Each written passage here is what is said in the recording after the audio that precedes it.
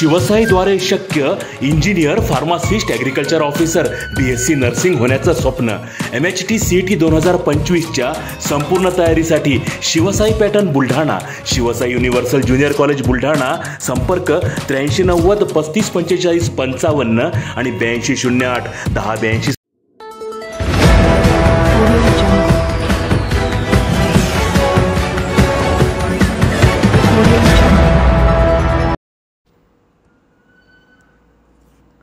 जिल्हा परिषद शिक्षकांचे निलंबन मागे घेण्याची ठाकरेंच्या शिवसेनेची मागणी.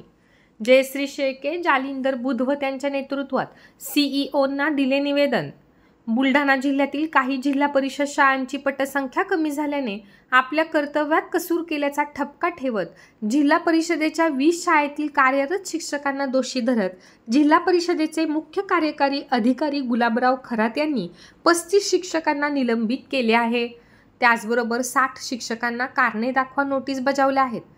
या कारवाईचा पुनर्विचार करून केलेली निलंबनाची कारवाई मागे घेण्यात यावी या मागणीसाठी ठाकरेंच्या शिवसेनेच्या प्रवक्त्या जयश्री शेळके आणि जिल्हा प्रमुख जालिंदर बुधव त्यांच्या नेतृत्वात मुख्य कार्यकारी अधिकारी गुलाबराव खरात यांना निवेदन दिले आहे.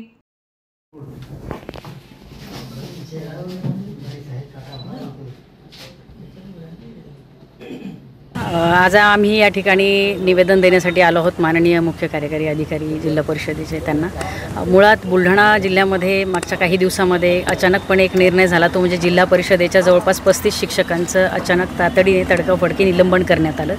निलंबनाच्या मागे कारण जे दाखवण्यात आलेलं आहे ते पटसंख्या ज्या शाळांमध्ये अत्यल्प आहे त्या ठिकाणी हे निलंबन झालेलं आहे. आम्ही माननीय मुख्य कार्यकारी अधिकारी साहेबांनी या ठिकाणी निवेदनाच्या माध्यमातून ही मागणी केली की ज्या ठिकाणी खरोखरच शिक्षकांची चुकी असेल त्या ठिकाणचं निलंबन कायम ठेवण्यासाठी हरकत नाही, परंतु ज्या जिल्हा परिषदेच्या शाळांमध्ये शिक्षक कार्यक्षम होते, चांगल्या पद्धतीने शिकवत होते, पालकांची तक्रार नव्हती, परंतु मुळातच त्या गावांमध्ये जन्मदर कमी आहे किंवा अजून काही कारण आहे ठोस की जिल्हा परिषदेच्या शाळेचाच दर्जा खालावलेला आहे, शाळेतला इमारत नाही किंवा त्या ठिकाणच्या सोयीसुविधा नाहीत, अशा ठिकाणी शिक्षकाची जर कुठलीही चूक आढळत नसेल तर पूर्ण चौकशी करूनच त्या ठिकाणी ती निलंबनाची कारवाई झाली पाहिजे. अन्यथा ज्या ठिकाणी शिक्षकांची चूक नाही, निलंबन हे अन्यायकारक आहे, अशा ठिकाणी निलंबन करण्यात येऊ नये. कारण यामध्ये केवळ शिक्षकच नाही तर त्या ठिकाणी जे काही 4, 5, 10 विद्यार्थी शिकत असतील त्या विद्यार्थ्यांच्याही भवितव्याचा आणि शिक्षणाचा मोठा प्रश्न उद्भवणार आहे.